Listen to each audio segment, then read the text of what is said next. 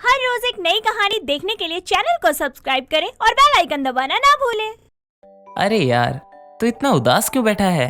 क्या बताएं तुझे, हमारी तो लगता है जिंदगी जैसे नरक बन गई हो। ये पहेलियां मत बुझा और सही से बता क्या हुआ। अरे यार, सब तेरी भाभी की करामात है जो मेरी जिंदगी में शनि की साढ़े साथी बनकर मंडरा रही है। अरे इससे तो अच्छा होता कि हम शादी ना करते। साला जब हमारा मन होता है तभी उसे पूरी दुनिया के सारे काम याद आते हैं। बेबी, ये काम करना जरूरी है, वो करना जरूरी है। अरे जब उसका मन होता है ना तो हम बिजी होते हैं। अभी कुछ जज मत करना, आगे सुनो। हाँ, तो बात ये है, अगर हम उसे मना कर दें कि हमें काम है तो मुझ पर अपना रुद्र रूप दिखाती है। बेलन, चमचा, झाड़ू, बर्तन सब फेंक के मारती है। और इतना ही नहीं, उसके लिए कुछ अच्छा कर दूं तो बोलेगी, अजी ये क्यों किया आपने। अरे यार, ये तो थोड़ा बहुत हस्बैंड वाइफ में चलता ही है। तू नया थोड़ी है। बहुत नया हूँ यार, बहुत। तेरे साथ ऐसा होता जब तुझे पता चलता। अभी परसों की ही बात है, मैंने उसके बर्थडे के लिए होटल में जाकर रूम बुक किया, अपने हाथों से डेकोरेशन की, बर्थडे सरप्राइज प्लान किया। और चुड़ैल सी ने रूम में जाकर पता है क्या बोला? क्या बोला? जैसे ही रुद्र इशिका को कमरे में ले जाता है, वो वहाँ आकर आराम से बैठ जाती है और कहती है, रुद्र, ये सब क्या है यार? इतना खर्चा करने की क्या जरूरत थी? अगर ये सब ही करना था तो घर पे कर लेते ना। देखो, सारे फूल भी मुरझा जाएंगे, कैंडल भी बुझ जाएंगी और लाइट वो तो घर के रूम में भी होती है ना। बट ईशू, माय डार्लिंग, आज तुम्हारा बर्थडे है, इसलिए तो मैंने तुम्हारे लिए सरप्राइज प्लान किया। कैसा लगा वैसे तुम्हें? ओके ओके, वरना ये सब करने की आपको कोई जरूरत नहीं थी। ओके ओके, यही से ओके ओके लग रहा है। मेरी 2 दिन की मेहनत लगी है इस चुड़ैल को खुश करने में, और चुड़ैल सी ऐसे बोल रही है कि सब वेस्ट है। वैसे हम यहाँ क्यों आए हैं? आओ बेबी, केक काटते हैं।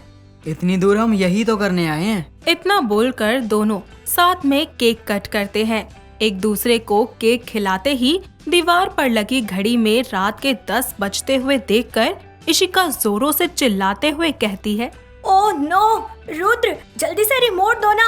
अरे टाइम निकलता जा रहा है, रुद्र जल्दी करो ना, वरना मेरे बाबू का अंगना का एपिसोड निकल जाएगा। तभी इशिका को रुद्र के पैर के नीचे रिमोट दिखाई देता है और उसी को उठाने के चक्कर में वो रुद्र के पैर को खींच लेती है, जिसकी वजह से रुद्र धड़ाम से गिर जाता है और अपने पति को संभालने की बजाय वो रिमोट उठाकर टीवी ऑन करके मेरे बाबू का अंगना देखने लगती है।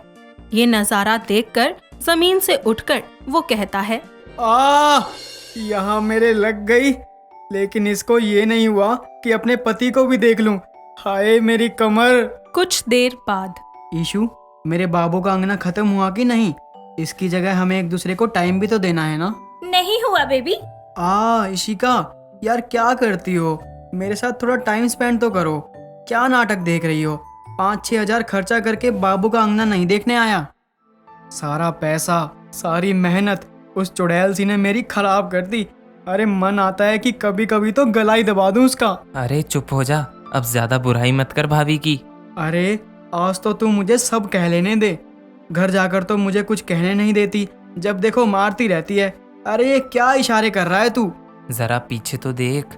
नितिन के बोलते ही रुद्र पीछे मुड़कर देखता है और अपने पीछे उसे इशिका का रुद्र रूप दिखाई देता है, क्योंकि वो उसकी सारी बातें सुन चुकी थी और बहुत ही ज्यादा गुस्से के साथ इशिका उसको देखकर बोलती है, क्या बोला था तुमने मुझे?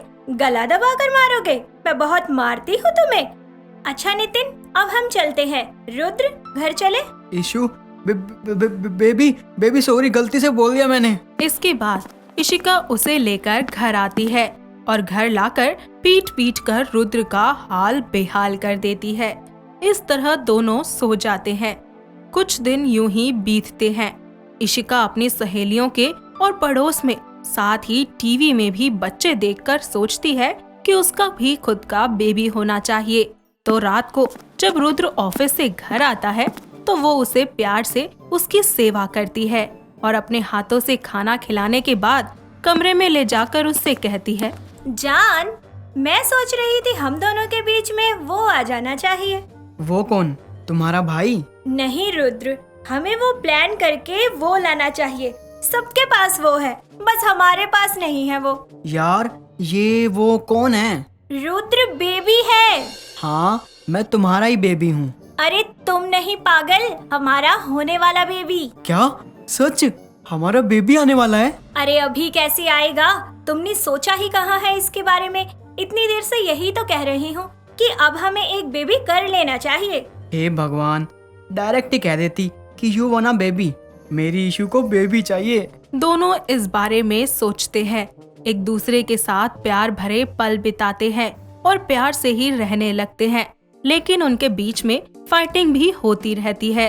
ऐसे ही एक दिन इशिका बहुत ही ज्यादा वीक फील करती है, तो रुद्र उसे डॉक्टर के पास ले जाता है, जहां डॉक्टर उसके कुछ टेस्ट करने के बाद बताती हैं। कॉन्ग्रेचुलेशन, आप दोनों पेरेंट्स बनने वाले हैं। सच डॉक्टर? हाँ, और अब से आप दोनों को अपने बेबी का बहुत ख्याल रखना होगा। ये बात सुनकर दोनों खुशी से झूम उठते हैं और घर वापस आते हैं। इशिका का ख्याल रखते रखते रुद्र को 9 महीने पूरे हो जाते हैं। ऐसे ही एक दिन। चलो चलो इशू, अच्छे से खत्म करो, हमारे बेबी को भूख लग रही होगी। नहीं रुद्र, अब मुझसे और नहीं खाया जा रहा। कोई बहाना नहीं चलेगा, चुपचाप से खत्म करो इसको। अच्छा ठीक है। रुद्र, सामान उठाओ सारा। क्या हुआ तुम्हें और कहाँ जाना है हमें? अरे अरे मेरा दिमाग मत खाओ, सामान उठाओ, वो आने वाला है, जल्दी चलो हॉस्पिटल। इशिका की बात मानकर वो जल्दी से सामान उठाता है और उसे लेकर हॉस्पिटल पहुंचता है। कुछ ही देर के बाद इशिका को एक बहुत ही प्यारा सा राजकुमार होता है। रुद्र उसे अपनी गोद में लेकर बहुत खुशी महसूस करता है। 5 दिन के बाद दोनों आराम से सो रहे होते हैं कि तभी पीयूष के रोने की आवाज आती है और ऐसे में इशिका रुद्र से कहती है, अरे रुद्र, पीयूष रो रहा है, जरा इसको भी देख लो। मैं नहीं, तुम देख लो, मुझे बहुत नींद आ रही है। जाओ देखो ना, क्यों रो रहा है। इशिका के कहने पर रुद्र ही पीयूष को जाकर देखता है। वो उसे चुप कराने की बहुत कोशिश करता है, लेकिन वो चुप ही नहीं होता। तभी वो पीयूष को संभालने के लिए इशिका से कहता है और इशिका पीयूष को लेकर बोलती है, जरा सा संभाल नहीं सकते तुम इसे?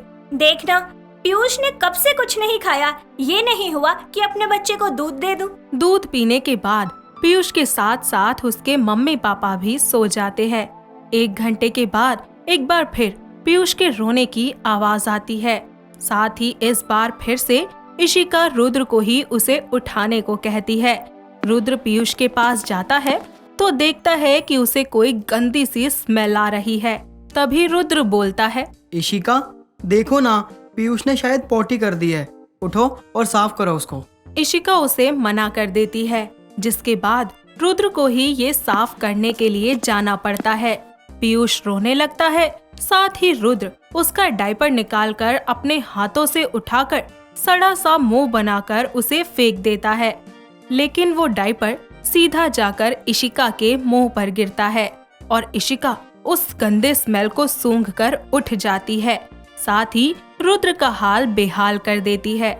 ऐसे ही वक्त बीतता जाता है। पीयूष काफी देर से रो रहा होता है कि तभी इशिका रुद्र से कहती है, तुम्हें दिखाई नहीं देता वो कब से रो रहा है और दूध भी खत्म हो गया है, जाओ जाकर दूध लेकर आओ। अरे तुम्हारा वो कितना दूध मांगता है, सुबह से 2 किलो दूध यूं ही खत्म कर डाला।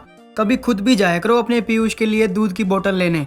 खुद ही संभालो अपने बेटे को, तंग करके रख दिया है बिल्कुल मुझे। ऐसा बोलकर रुद्र खुद को कमरे में बंद कर लेता है और पीयूष के आने से रुद्र पर जिम्मेदारियां और भी ज्यादा बढ़ जाती हैं, जिसकी वजह से वो अक्सर चिढ़ जाया करता। लेकिन आपसी समझदारी से दोनों पति पत्नी अपने बच्चे की जिम्मेदारी उठाना सीख जाते हैं और खुशी खुशी एक बार फिर से जिंदगी की अपने बच्चे के साथ में नई शुरुआत करते हैं। दोस्तों, अगर आपको ये कहानी पसंद आई तो इसे लाइक करें, शेयर करें और कमेंट करके बताएं कि कहानी में आपको सबसे अच्छा क्या लगा।